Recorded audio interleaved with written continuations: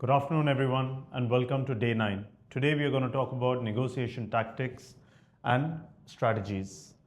Negotiation is a very important part of our day to day operations, right? It is how do we bridge a gap between a seller and a buyer that can result in a closed deal or a deal that either parties walk away from. I've seen a lot of our team members within our company, and I've seen a lot of real estate advisors in other companies as well, working hard to secure the property, working hard to get the client, spending a lot of time, effort, energy in carrying out the viewings and the meetings and presenting an offer and then never really bridging the gap between the two parties, and then it just fizzles out, right? So there's a lot of time and energy and effort that goes behind the deal making, but that last 5 to 10% element where one needs to push to get them two together and make them mutually agree to win-win deal. This is the element that we all have to really work on. So that's negotiation. So negotiation is where an agent, which is us, truly earns our commission, right? By bridging the gap between the buyer, what the buyer is willing to pay, and what the seller wants. So preparation is the foundation in any successful negotiation. We got to go prepared. We got to know what one party is looking at and what the other party's elements are that are important to them in order to make the deal go through. And if we are fully prepared with our data sets, with our plan, that's when we can walk away with a successful negotiation. You must always go armed with facts. For example, recent comparable sales, what the market trends are, and a clear understanding of each party's needs and motivations. Without it, we would not really understand how best to tackle each party. Preparation and goal setting. You got to have a pre-negotiation checklist, right? We as advisors define our client's ideal outcome, acceptable range, and walk-away point. For example, before you walk into a negotiation with the buyer and seller, have a clear understanding as to what will the buyer stretch up to and what's the seller's absolute bottom line. That will help you to kind of start your negotiation from a certain point where you know that, okay, fine, you have a leeway. For example, if you're representing a buyer, know the maximum that they're willing to pay and start with the offer below market in order to leave some room to maneuver, right? If, for example, you're representing a seller, identify the minimum price that they would be willing to accept and know exactly what do you want to discuss on at the table. You got to prepare documents such as cumulative market analysis printouts, offer forms in advance, and that also shows professionalism. Have a chat with your parties before you enter that meeting, before you enter that high stakes negotiation. Sit with them and talk to them and be like, look, what is our actual outcome? What do you want to walk away with? For example, if you're there and the seller goes down by X price, we want to offer this and the seller comes to this. What do we want to do? Do we still want to go for it or do we want to walk away? If you want to walk away, then let's maintain that. Let's not sort of lose ourselves in the negotiation that way it gets heated or it gets, for example, emotional and then we take the wrong decision. Let's have our parameters in place. Let's have our requirement in place before we walk in. For example, if you are a seller, know that, okay, you know what, if the buyer comes up to this price, we will accept it. Or if the buyer comes up to this particular price with these terms and conditions, with this element of timeline and put it into it, we will accept it. If not, we are okay to walk away. Have those elements in place before you actually walk into the negotiation, right?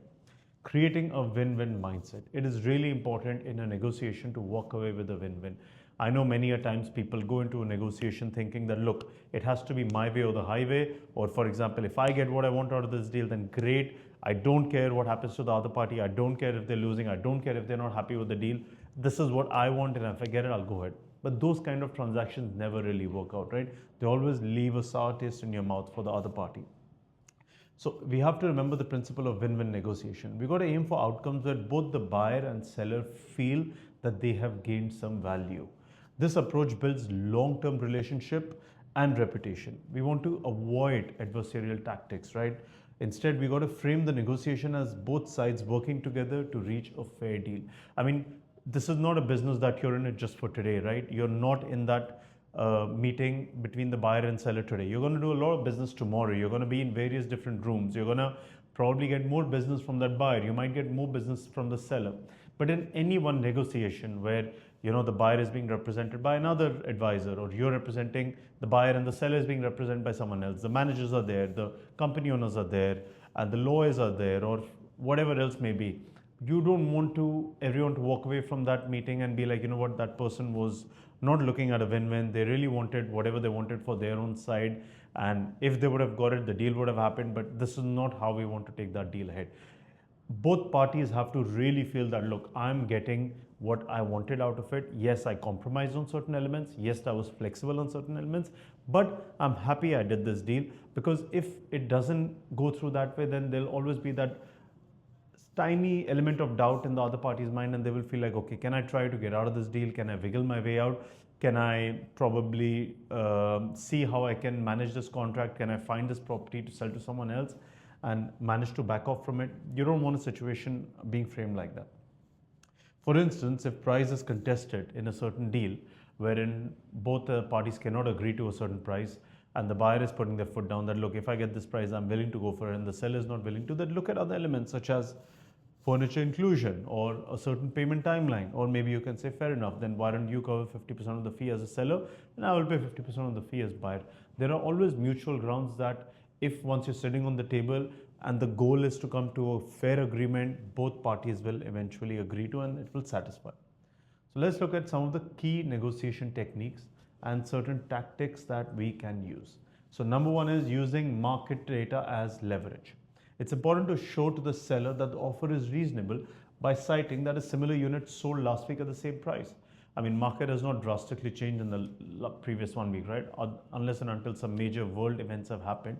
So if a certain property that you're bringing a buyer for on the table, you're offering a certain price, and if that property was sold at a similar price last week, then there's no reason for the seller to demand higher price, right? So utilize that particular data to convince them that, look, you're getting a fair offer, it's in line with where the market's at, there are multiple other units on the market available at this particular price, so we are really coming in with a strong and a fair offer. So I feel it's something that we should be able to shake hands upon. Data can make your position more authoritative and less personal. You're not going in and telling them, look, I'm placing this offer to you because this is all I can afford.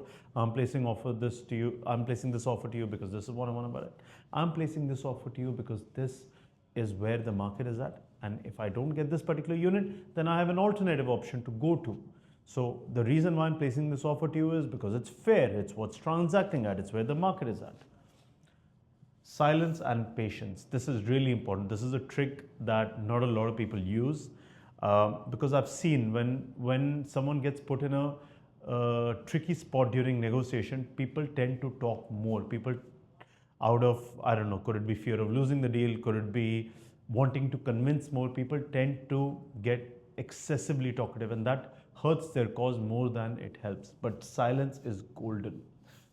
As and when you've placed an offer to a seller, for example, and you're sitting on the table and you say, look, this is my offer, don't rush in to fill those silences. Don't feel eager to add more element as to, I'm doing this because of this reason, but I saw this and this happened and that happened. There would come a time for you to explain that.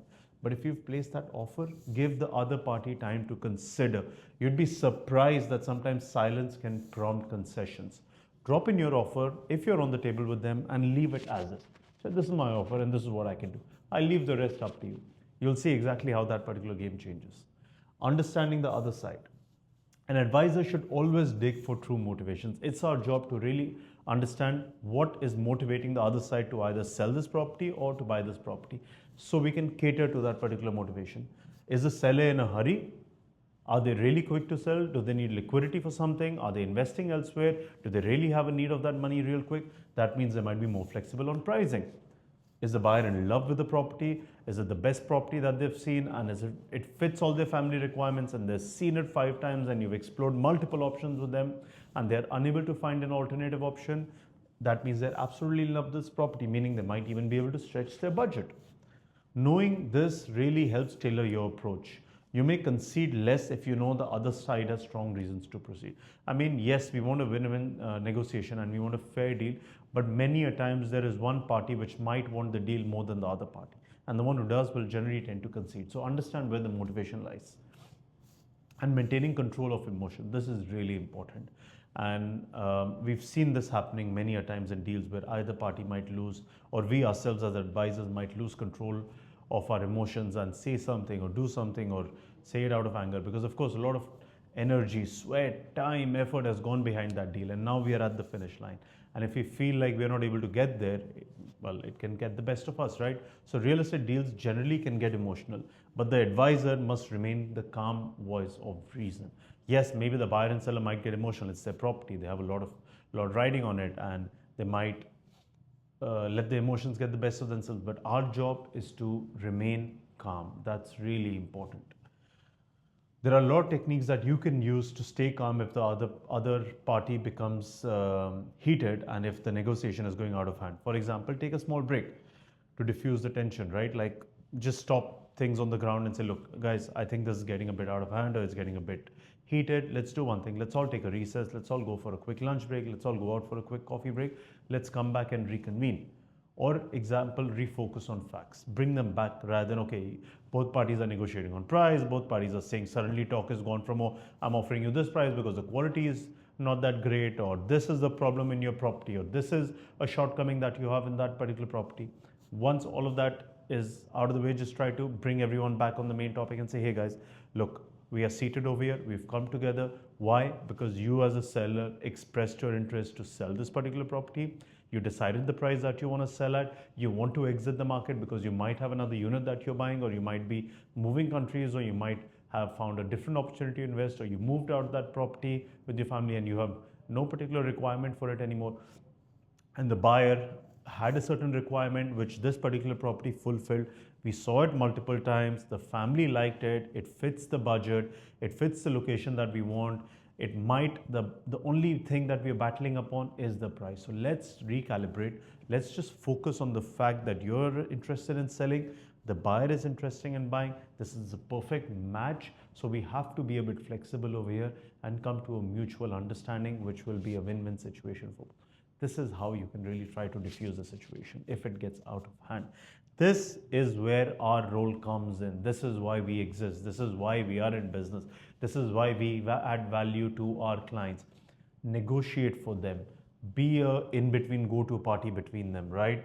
And this is what we are really paid those bucks for. So communication skills in negotiation. Clarity and professionalism is really important when it comes to negotiation. We as advisors should choose our words carefully. Because you don't want to make negotiations personal and you don't want the other party to also feel offended. So for example, instead of saying a buyer is presenting their offer, instead of saying, look, your offer is too low, reframe it saying, based on market comparables, your offer doesn't match up to what we are getting, or your offer doesn't match up to similar properties that have recently sold. Would you be willing to bring your offer up in order to come in line with the market? And then we might be able to make a deal. That is way better and less personal and avoids conflict, as opposed to saying, oh, your offer is too low.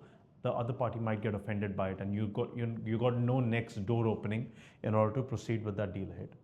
Also, it's very important to carry out active listening during negotiation meetings. Let the other party finish speaking, whatever it is that may have. They might have talking points about the price, they might have talking points about the community, they might have talking points about alternative options, about rental income, about quality of the product, whatever it may be. Listen in on them. The more you're listening, the more information you're gathering, the more you're learning. The more you're talking, the more you're only repeating what you already know. Listen in, acknowledge their points, even if you disagree. This is really important. Whatever they've told you, repeat it back to them and say, look, I understand that the list price on this particular property, as you are aware, as I am also aware, is a bit high. I completely understand and acknowledge it. If I was in your shoes, I too would feel that's a difficult point to come across, and I too would be keen on placing an offer and negotiating a bit. I agree with you. I'm not denying the fact. However, seller is not in a hurry to sell. The seller knows that they've got a unique property, there are not that many on the market, and it's a higher floor, it's got slightly better view, they've spent some money on upgrades. So while they cannot come up to the price point you're targeting, I understand that they're asking higher than market. We might be able to bridge the gap. So we might be able to meet somewhere in between. These are elements wherein you got to acknowledge exactly the point they're putting across and then give your reasoning. Don't just jump into your reasoning. Don't jump into your counter argument. Don't jump into your counter proposal. Listen to them, listen in on them, understand their pain points, understand the elements that they might be flexible on, understand the elements that they're not going to be flexible on, acknowledge their points, and then respond. People are more inclined to compromise when they feel hurt. You talk to them, you counter them, and you want to get a certain deal out of them. They might not agree to you, but if they know that you've heard them, if they know that you've acknowledged them, and you feel like they're not asking for a reasonable ask, even though you can't provide it, even though you can't agree to it, that's completely okay. No one's asking you to agree to it, but it's important that you acknowledge and agree not agree with them, but acknowledge them and then go back with your response. That will make them more inclined in order to go ahead with the transaction you're trying to propose. So that's a bit about negotiation and tactics and strategies that you need to follow. I mean, negotiation is an art. We are all learning, we're all getting better at it. I was not very good at it. Obviously, doing multiple deals, going through many a transaction, going through various complex negotiations, some even going up to 8 to 10 to 12 hours in some cases, some involving a group of 25, 30 odd people, some involving 5 layers between buyers, lawyers, family members, consultants, bankers, mortgage advisors, many a times. So we are also learning. So it's an art that you're always developing. No one's perfect at it, but the more you practice, the better you get at it. If you have any questions, if you have any inquiries about today's topic, please feel free to drop it into the comments and I'll be happy to answer it personally for you. Thank you.